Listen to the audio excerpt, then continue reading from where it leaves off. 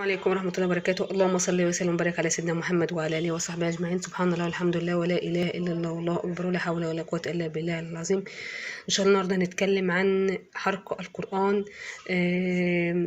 واللي مزعلني جدا جدا يطلع واحد عراقي عربي هو اللي يقوم بحرق القرآن.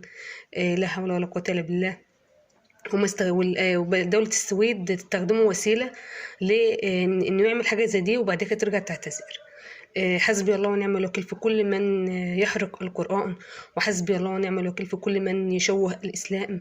الحرب بتاعتهم مستمرة، والحمد لله في دول كتيرة دفعت عن القرآن الكريم وأدانت هذا الفعل الشنيع.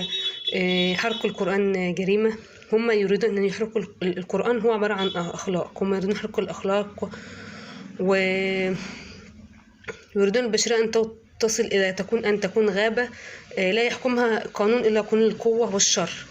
فحسبنا الله ونعم الوكيل. ويجب احنا كمسلمين نتمسك بديننا أكتر وأكتر ونثبت لهم إن ديننا دين سماحة وديننا دين كويس. ويجب على الدول العربية والمسلمة أن تقاطع دولة السويد لكي تريهم إنهم دون العرب ودون المسلمين الشرك بتاعتهم دي ملهاش أي لازمة، عشان يخسروا حاجات كتيرة من منتجاتهم ويخسروا خسائر مادية فادحة.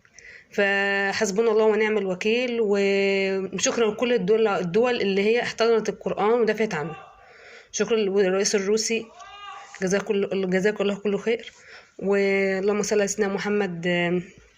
حسبنا الله ونعم الوكيل. وديت يا جماعة لازم نتمسك بديننا ونظهر ديننا في أحسن صورة، لأن للأسف الشديد في ناس كتيرة بتشوه الإسلام زي داعش وزي الشيعة، لكن الإسلام طبعا دين سماحة مفيش بعد كده. فنسأل الله عز وجل أن تقف هذه الأفعال الشنيعة، وربنا ينصر الإسلام والمسلمين ويعز الإسلام والمسلمين، واللهم ذل الشرك والمشركين. والسلام عليكم ورحمة الله وبركاته، وصلى الله وبارك على سيدنا محمد وعلى آله وصحبه أجمعين.